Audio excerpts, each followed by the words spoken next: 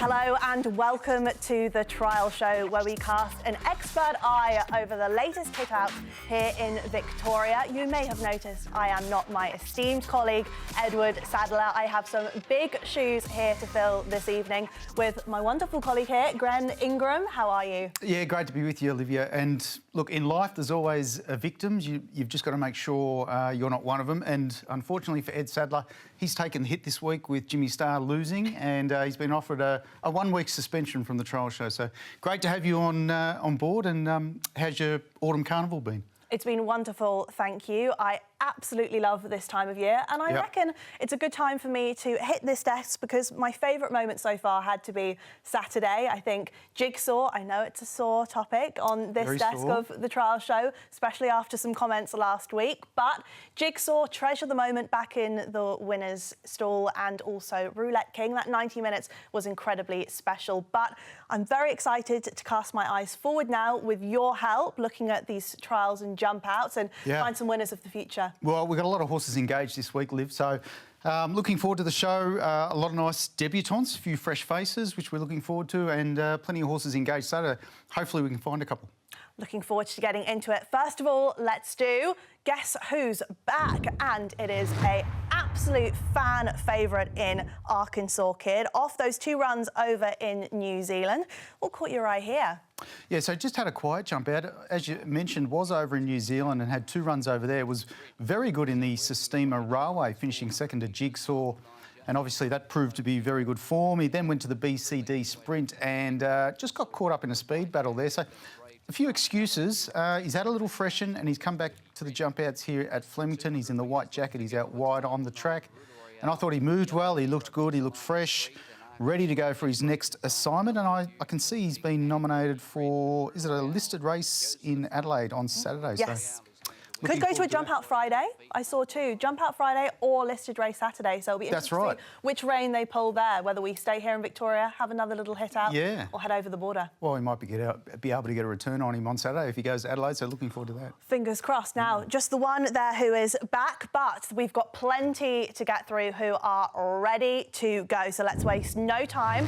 Now, this is a mare who holds a special place in a number of hearts, and especially with Team Beg, Splashback. Yeah, she's good mare. She always has been, Liv. She's very genuine. We know she's got a monster turn of foot. She showed that at Flemington one day, coming from way back in the field. She just exploded there, and she's had a really good prep. She's a Group 2 winner, and she's had a good prep at the jump out. She's been doing a lot of her work at Pakenham. She had a jump out on the back straight recently, and then she's come here to the course proper there. She gets to the outside, widest runner in the green sleeves, black cap, and back to the inside's a horse called Snow Mercy, who we're going to see this week as well. And I thought Splashback travelled beautifully, and looking forward to seeing what they do with it. She does love good tracks, so she could end up in Queensland or somewhere like that for the winter. Well, let's find out. We've been able to catch up with the Beg team. We know that this mare holds a special place in their hearts, and they've always rated her ability. Going to make a decision this week whether she stays here or goes up to Sydney. You know, possibly she could go to Adelaide, but she's had 2 nice jump outs now and she's coming along really, really well. We've earmarked the Queensland Carnival for her, so there's a nice race on the 11th up there, a Group 2 mares race, 1200 to kick off in, and then she can head up to Queensland. But if she stays here, she'll possibly go to the Sangster. Now, Rosa Aotearoa is a fascinating horse because he always catches me out. Despite the name, is in fact a boy. And just the 8 career starts. Reese Goodwin might have a nice one here. I think he does, Liv. He's look, he did start his career with another trainer where he did a lot wrong. He always showed a lot of speed, but he over-raced and he wasn't able to finish off his races. And Reese has done a very good job with this horse. I think he's picked up a couple of wins. Now, the latest was at Mornington, was very impressive, winning there. And it's again come back to the jump outs and had 2 really strong pieces of work. So he's up against some quality horses in this heat. He's in the yellow jacket, black cap. He wasn't asked to do a whole lot. Back to his inside is Skipper's Canyon, who he knows quite a progressive stayer. And yeah, I thought that was pretty sharp work from Rosa Aotearoa. And I can't say the horse's name, unfortunately. We've had a few masterclasses, I reckon, I've been in the studio. I still don't reckon I've got it down, but nominated for, I think, Kilmore next week. I'll be out there as Perfect. the on-course correspondent, so hopefully we're recording a win there, and in the post-race interview I can double-check with Reese about that pronunciation. Yeah, good. That'd be great.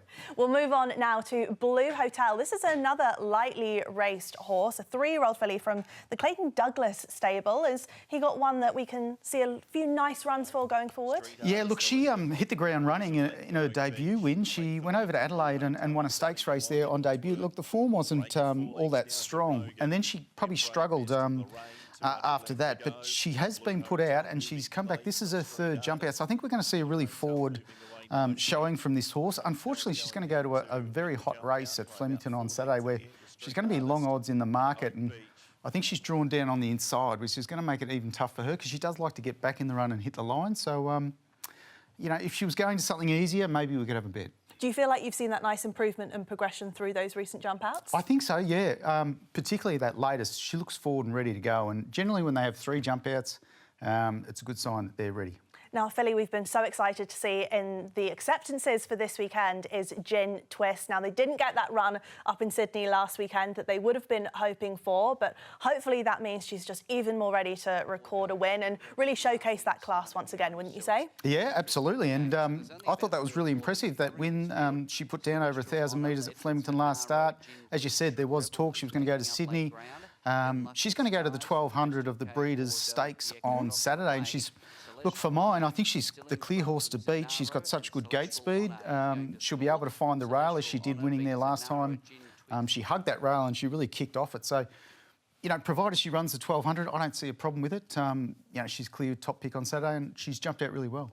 And age and sex, once again, which will be really nice, you know, when you're thinking about going against the boys in some other company that she could have faced. Yeah. So hopefully we'll make her task that little bit easier come Saturday. Hopefully. I think there's a couple of nice horses in there. One's Jadzia and another one's come down from Sydney in Satono Glow, which we don't know a whole lot about. It's just had the 1 win, but she'll get back in the run. Gin Twist will be up on the speed, so we'll be cheering from the front. Now, another older horse that we're going to get to see this Saturday is Ambassadorial from the McAvoy stable. Entered in, or accepted in, that 2,000 metre benchmark 84. This is a recent jump out. Yeah, so you can see they just sort of snagged him back a little bit here. He's generally a horse that's up the front, but he's got the blue jacket, orange cap, and he settles back last and he does his best work through the line. So if you're watching this jump out, you might have missed him on the first attempt, but you'll see him here. He's able to do some strong work That's what late. You're here for. That's why. Yeah, You well, point them out to us when we miss them.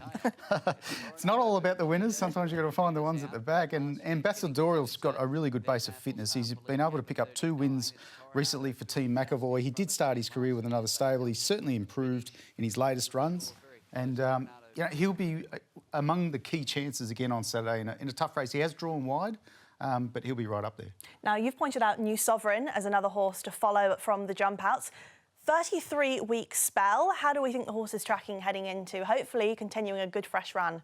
Yeah, he looks super. As you said, he's got a very good fresh record. His first and his second runs of his campaigns are generally his best. He's not a horse that can put big blocks of racing together, and I'm not sure if he's got some sound issues or whatever it is, but he is in the right stable to turn up fresh and win with Price and Kent. They do like to get their horses forward and fit first up, and he's in the Rupert Lee navy colours there, black cap, gold armbands, gets to the outside. He's currently 3rd, but gee, the last part of his work was really impressive. This is his 2nd jump out, and on the back of this, he should be winning first up, provided he's placed in the right races. And you might even get a price because his last 2 runs have been a little bit disappointing, but I think you can stick with him first up. Oh, interesting. Now, what about the Henry Dwyer-trained Cote Atlantique? Saw over in New Zealand not too long ago. Do we think can continue to put forward some nice runs? It's lightly raced down under still. Yeah. Could we see the best of the horse going forward? Absolutely. I think he's really progressive. I think he's gone to another level this campaign. I think he showed that at the jump outs. He was very fit forward, and obviously Henry had in mind that race over in New Zealand where he was a little bit unlucky. He got further back than probably expected, and he hit the line in some really fast closing splits. So he's come back super. They did have him nominated for I think it might have been the Doncaster Prelude in Sydney this week. They've decided not to go there. I think that's probably a good option. They'll find a race for him. Henry will find a race for him. And his stablemate finished off in 5th. He was right out the back, one that you probably won't see on the vision here, but World's My Oyster, really good filly or mare. That's another one. I think she's built a good record. I think she's got 4 wins from 5 starts. Now, lastly, Endless Forevers. We've had a Hickmott to Hickmott stable change, but you like these recent jump outs and can hopefully put forward some good performances this campaign. Yeah, I don't think related. I think it's the separate Hickmotts, but yeah, so interesting horse by Seamus Award's had a couple of runs over in Adelaide with Michael Hickmott, now with Robert, and has had 2 jump outs. The jump outs have been 4 weeks between, so that's something to be a little bit wary of. Maybe they weren't happy with after the first jump out, although it was a jump out win. A horse called Like a Tiger, who's quite quick, comes up the inside here in the yellow sleeves, red jacket, white cap. And Endless Forever, once she sees that horse back to the inside, really goes with it. And I liked the way these two were able to pair off. I think Endless Forever's a mare with a fair amount of scope, and I reckon she'll be winning, hopefully first up for us here at the trial show. 8 horses there who are ready to go, and I'm a big fan of these selections because they're heading towards a variety of different level of contests, different kind of meeting. We've got country action, we've got metropolitan action as soon as this weekend, so hopefully we can get people on the board. That'd be good, yes. I think we've got 3 at Flemington on Saturday. I'm sure we'll get one of out. I think we've even got one from last week, which we'll talk about later. Well, absolutely loving your company and your expert eye across these jump outs. We'll take a quick break now on the trial show. The fresh faces back after this.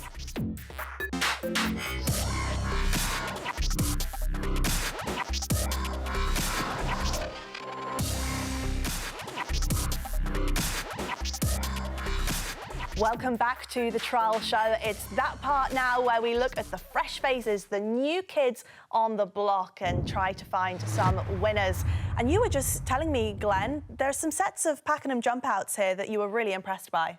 Yeah, look, honestly, if you've got time, even yourself, Liv, I know you're busy, but if you get time, I've got time. go Always and time watch to jump out. the Pakenham jump outs from last week. On the 17th of the 3rd there, tremendous. I think there's going to be a heap of winners coming out of it, and I'm showing quite a few of them, but there is more. So, you know, if you want to go searching for your own, a sneak peek. it's a glimpse. Okay, so this is Braemar Hill. Braemar Hill, yeah. Braemar Hill's in the green and yellow, so back towards the inside. Now, this is a horse by Earthlight, and he's a 4-year-old gelding, so he's late maturing. Haven't seen too many Earthlights really light up the track before, so really interested in this horse. Late start to his career, but you can see he was able to pick up nicely, and I thought it was eye-catching work, Liv, and I think it's a horse we can follow towards his next jump out. Now, Earthlight was dominant up in Europe over that sort of 1,200 to 1,400 metre distance. The Dam, just the one start, that was over 1,300. From what you've seen from that jump out and sort of the Stoke stable in general, would you think that they were thinking of further, or maybe that sort of distance? Possibly up to a mile. I like the way the horse was able to settle and then able to quicken up over the last part. So, yeah, I think maybe that 14 to 16 will probably be a sweet spot. It's nice that they take their time as well. A 4-year-old gelding and yet to race, but clearly it's working for them because it's showcasing that potential now. Not always great for the owners paying the bills. No, but, that's, it's for the general look and progression of the horse. When they need time, they need time. And you know what? There's a trainer out at Cranbourne called Enver Yusufovic who's a master at giving his horse plenty of time and often gets rewarded for it too. Sadly, his footy team don't reward him too many times, but I'm not going to. He likes to. That's an Ed Sadler kind of route, isn't it? We're both Carlton, so we'll leave it there. How about same stable, Philip Stokes, this time in the silks of Yulong, Aragog. What caught your eye about this trial? Yeah, funny old name. He's in the Yulong colours here. He's a done deal colt, and I tell you what, he didn't show a lot in his first jump out, but they were able to put the blinkers on in his second, and they really lit a fire under this horse. He was getting to the outside fence here and travelled beautifully and was really strong through the line. And if we get to see the camera pan through the finishing post here, he was, I think he was a good 50 metres in front of some of his rivals there. So he looks a fit forward horse, and the blinkers have really switched him on, and he's a nice type. I don't think they paid a whole lot of money for him either, so interesting to see where his career ends up. But I like what he's doing at the jump outs. He's got a nice action, hasn't he? And it's nice when they put that gear on and you can go through the jump outs. It's why it really does sort of pay dividends to watch the jump outs, because you can see those gear changes happening behind the scenes and notice that improvement, can't you? And look, he's on the small side, but you can't be worried about that with done deals, because a lot of them are like that. He was quite a sort of small to medium-sized horse, so that's a lot of his stock look like that too, and that horse can gallop. Now, from one set of very famous silks to another, this time that of OTI, we're heading back out to Pakenham Jump Outs, this time for a 2-year-old filly called Highbrow. Yeah, Highbrow. She's in the Godolphin colours. I'm not actually sure if Godolphin own this horse, but she's racing in the, she's jumping out in the silks anyway. And it's a filly by So You Think out of a really good race mare called Our Miss Jones, who's thrown a horse called Prairie Flower, who races over in Adelaide, and it's always shown really good ability. Prairie Flower, she gets back and she hits the line, and this horse did similar to what Prairie Flower does. Sort of gets right back in the Godolphin blue there with the black cap, gets to the inside of runners, and similar to what the Stokes horse did earlier, Braemar Hill, just really quickened up nicely, and looks like she's got a bit of toe. So the horse who's out in front is Unfailing Truth, in the pink and blue there with the big white baldy face. He's got nice action, and the horse back to the inside. Highbrow picked it up pretty easy. So a couple of horses to follow out of that jump out. Now, from the Pakenham Jump Outs, we're going to the other south side racing track to Cranbourne. Golden Magnate. Now, Robbie Griffiths and his Magnuses, we know they're a match made in heaven, and he looks to have another nice one. Yeah, do you think he'd be buried next to Magnus, Robbie? He might request it. He might have to flip the coin between his wife and Magnus, but he's done a terrific job with this breed, and you can just see that he seems to know what to do with them, and he's got a really good affinity, and he looks like he's got a nice horse here. And Golden Magnate, I would say the time wasn't overly flattering, but the way he was able to quicken and put a margin on his rivals here, I think it's good signs for this horse. He's a nice big horse, he's got a big action, and he'll only get better with time, as a lot of these Magnuses do. And you talk about Magnus being sort of late maturing types. I find it hard to believe he's got a horse like Streisand, who's doing what she's doing at 2 on her breeding. You know, she should get better with her age too. Do you notice anything particular about the Magnuses as a type when they're at the jump outs? And also, you mentioned the action there. Is that something that you look at with these sires and find the similarities? Yeah, well, yeah, I guess. I mean, sometimes it's hard to explain. You just know what to look for. I mean, you look at a done deal, you should know what to look for when you see a done deal. That looks like a decent horse, but as I said, you can't get too carried away because the time wasn't overly flash. So sometimes you see those big margin wins and you think, fantastic, that horse will do that on race day, but it could be a little bit misleading. Well, that's exactly why people tune into the trial show, so they can be told by yourself. Keeping me in a job. You are more than qualified in this area. Now, Inayah, our last of the fresh faces to look at, and hopefully the stable have a really nice type. But this was the first ever jump out for this 2-year-old gelding and looked professional. Yeah, now, Liv, if you've been to Japan, you would have heard of a sire called Satono Aladdin. Yes, certainly have. Yeah, very good Japanese horse and stallion. And look, we don't see a whole lot of them in Australia. We're going to see one on Saturday called Satono Glow coming down from Sydney. But this is a really nice horse. It's got the white baldy face. It's in the navy and white halves with Price and Kent. Now, they didn't pay a lot for this horse, just $60,000. I don't think there was a whole lot of breeding on the dam side, but gee, he can run.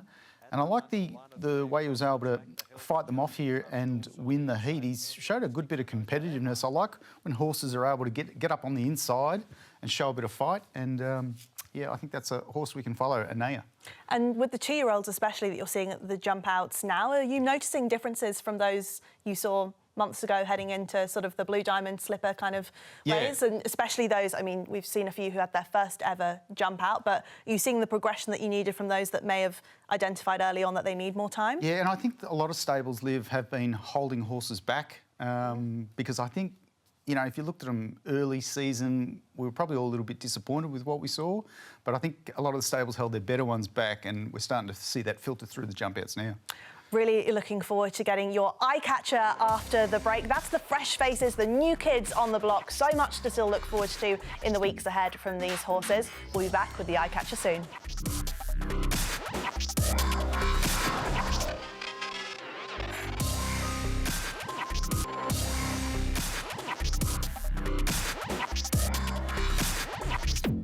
Welcome back to the trial show, getting Glenn's expert eye looking at all the trials and jump outs from across our great state. Now, do you have any particular criteria set in stone for the eye catcher of the week?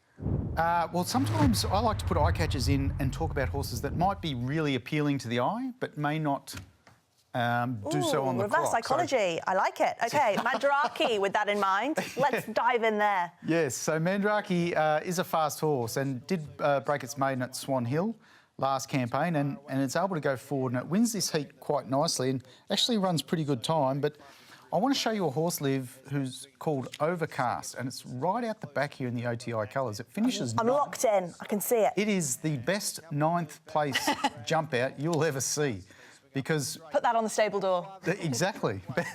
The best 9th place jump out you'll ever see. Mandarake races away, goes up the inside. Well, we saw a lot of winners come through that lane at Pakenham during the week, and that horse Overcast right out the back here. It's unraced. Big grey horse, had the blinkers. Now watch what Overcast does through the line here. Gets to the outside fence. Rider gives it a little bit of rein here and circles the field, and that is a lovely jump out. That is a horse that's got some ability, so look out for that one. And then Vestas, the McDonald stable. I feel like there's so much hype around the McDonald stable. If they're first up, we're looking at the jump outs, we're watching the market. Tell us more about this 4-year-old mare in this jump out and why you've identified her as your eye catcher, your second eye catcher. Yes, well, again, it's another horse that's looked impressive to the eye, but probably didn't do a whole lot on the clock. So. Oh no, Clinton, stand us off now. Yeah. Clinton won't mind. He won't mind at all, and the owners won't mind. They'll love to see their horses on the trail show. But Vestas is a very frustrating horse. Let's be clear about that. It's only won the one race, but you know she is better than a one-race horse. We definitely know the ability's there. She can get a little bit funny in and around horses, but she looked in good order and she was able to win that jump out well. I would say that she hasn't beaten a whole lot in that jump out, so temper our expectations a little. So would you say wanting to watch perhaps early in the preparation and just see how she's returned to actual race runs? Well, I think she's good. I just don't think we can get carried away with the jump out. So I wouldn't be shocked if they didn't have another. So just to really cement where she is this preparation. We've gone through so many segments. We've gone through at a rapid pace. Now we're going to take a chill pill, take a cool. What's in the fridge? Yeah, so these are the horses we're going to snack on later, Liv. In the fridge. Still getting my head around this segment. Well, you know what? It was the one that was. That's why I did that throw, because it's. That's office jargon, isn't it? Take a chill pill. Put it in the fridge. Snack on it later. Snap it, yeah. Unless someone gets there first and steals your lunch. But anyway, who's going to steal Sensori? Sensori is a Russian Camelot horse who was able to win on debut. Now the format of that race wasn't all that flattering, but I think this is a nice horse going places, Liv. I reckon we can follow it. It was given a really quiet time. Just finished sort of worse than midfield in this jump out. Horses in front of it were really pushed on along to do more, but Sensori's a nice horse. I think we can follow it. So we're putting it in the fridge to see what it does next time. Danny O'Brien stable, take note. We have put your horse in the fridge, but hopefully not for too long. We'll be back out in the absolute taste of the day. Eagle approved. This is one of my favourites out of everything we've covered today. Who is your expert eye locked in on ahead of the weekend and beyond? We've got 3 good chances going around on Saturday. An impressive last start, Flemington winner, Gin Twist, nominated this weekend in the Breeders' Stakes. She looks very hard to beat. Horse called Ambassadorial's drawn really awkward there at Flemington on Saturday. It's going to come up against a very good horse called Zootori. I think it's Zootori from the Graham Begg stable. But look, it has drawn awkward. That's unfortunate, but it lines again up again on Saturday. It's going to be a good chance. Cote Atlantique. Wherever this horse goes, we need to be with it, Liv. It's flying. Now, your bold statement, another fantastically named segment here. Looking ahead to the weekend, what is your... You're putting your hat on. Yeah, well, we might have to get the Kold statement too to follow Goldie. on. Bold statement this week. Educated to win the Inglis Classic on Saturday. Really looking forward to it. Looking forward to all the action. Thanks for your insight. Thanks, Liv. Thanks for watching The Trial Show.